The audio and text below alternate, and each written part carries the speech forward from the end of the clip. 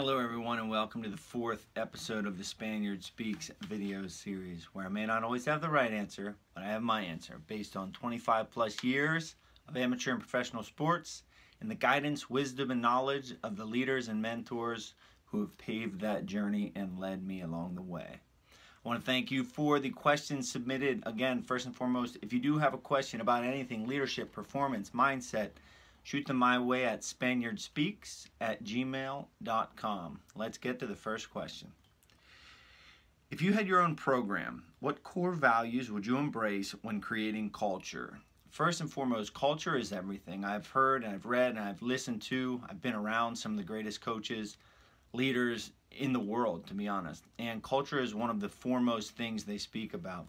For me personally, if I have my own team or my own group, whether it's a business or a sports team, no matter what kind of group, I think the most important element that I would instill in that group is that of a standard of excellence. For me personally, when I was a kid, my parents, they didn't sit me down and say, I want you to operate at a standard of excellence, but through their motions, through their actions, through the way they lived their life, that instilled in me a standard of excellence.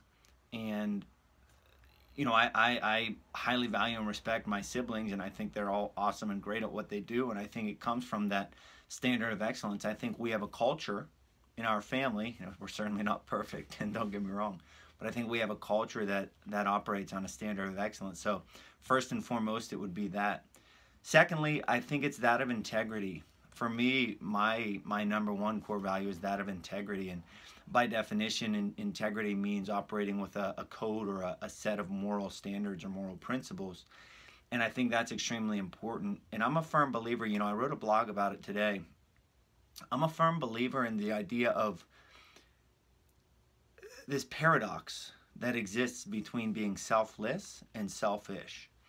And there's a very fine line, and I'm not saying I have it all figured out just yet, but I believe in order to be my best self, my best husband, my best fighter, my best father, my best worker, my best neighbor, I have to be content with myself. I have to feel fulfilled personally. So while doing good for others, I first, and this sounds, I don't know how this sounds, you know, I first have to make sure that I feel okay. So whether that's selfless or selfish, you know, I don't really know the answer to that, but the fact is integrity, having that moral guidance, is a key element as well. And lastly, you know, I was about to move on, but the last thing I want to mention is that of fitness. I think fitness is extremely important no matter what you're involved in, no matter what your group or what your team is, whether it's a business or whether it's a sports team. I look at fitness, I look at training as a paradigm for the big picture in life.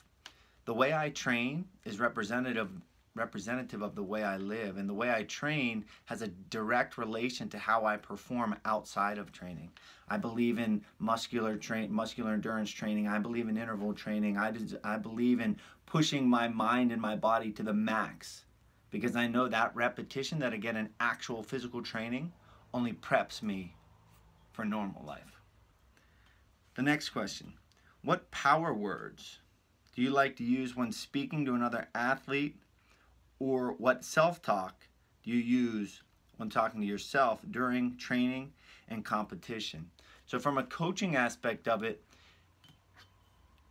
I reference Cale Sanderson a lot, and I respect and value what he does. One of the things that he mentioned is, you know, there's only so much you can do as a coach to make essentially your athlete do what you want them to do. So as much, you know, while some approaches are in your face, rah, rah, get them going, get them amped, I kind of take a different approach. I believe operating as a coach, focusing on mechanics, stressing to the athlete, stressing to the competitor, focus on mechanics. Don't worry about you're the best, you're this, you're that, you're that. Focus on the mechanic. Head up, butt down, elbows in, knees bent, circle, motion, vision. Focusing, highlighting these key elements that they need to do in order to succeed, in order to achieve their max performance, I think is huge. The other side of it, what self-talk, I firmly believe, you know, that's my number one approach. My number two approach is the I will, I can, I am, or you will, you can, you are.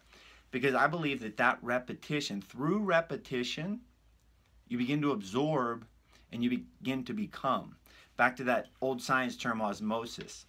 I read a lot of books, and I certainly don't retain everything from every book. I don't retain maybe a third, a quarter of the things that I read in each book. But I'll tell you this, each book, I value a book based on the fact that if I can take one valuable nugget, one valuable piece of information with me from that book, I look at it as a success.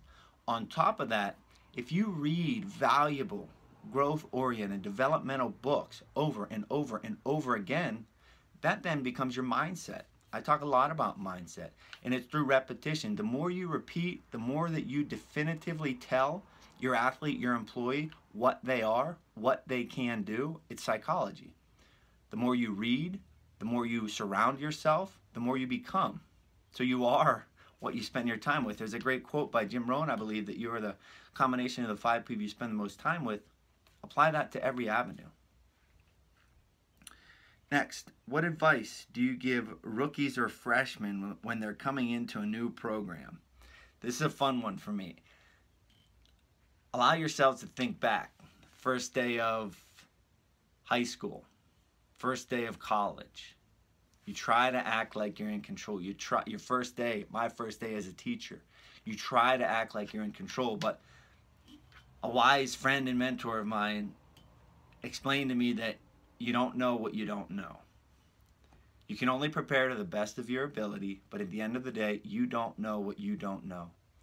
As a freshman, as a fresh employee, you can put on the act that you know, but you truly don't know. So my advice is to those incoming freshmen or those incoming new employees, walk in with that mentality and that mindset. That mindset of, I don't know. I don't know what I don't know, but I'm going to do the best with what I have at this time. And I think if you carry that mindset with you incrementally, you get better and better and you know more and more. And lastly, I wanted to talk about something that I debated talking about, but I have a lot of different ideas. And at the root of those ideas is to share my knowledge and experience with you. And recently I had an idea, I ran it past a few people, and one of the responses was, that is the most egotistical thing that I've ever heard. Now, I get insulted a lot, and I'm completely okay with it. Every once in a while, though, I'll hear a comment that doesn't necessarily hurt me per se, but it tells me, if someone else thinks this, I better pay attention to it. And I would advise you, operate on this, this perspective that you're never going to make everybody happy. Never, ever, ever. Identify what you believe in, identify your goals, be the best person, live to your values, and you'll be fine. But on occasion, when you do hear those things that is more than just whatever, they're just saying it, don't be afraid to attack it straight on. I took that little piece of information and I worked with it and I processed it and I talked to several other people and I reached a resolution. But my point is this, you're not going to make everyone happy, but it's important to pay attention and keep a bird's eye view on the surroundings. Thank you all very much for your time. I hope you enjoyed Spaniard Speaks 4.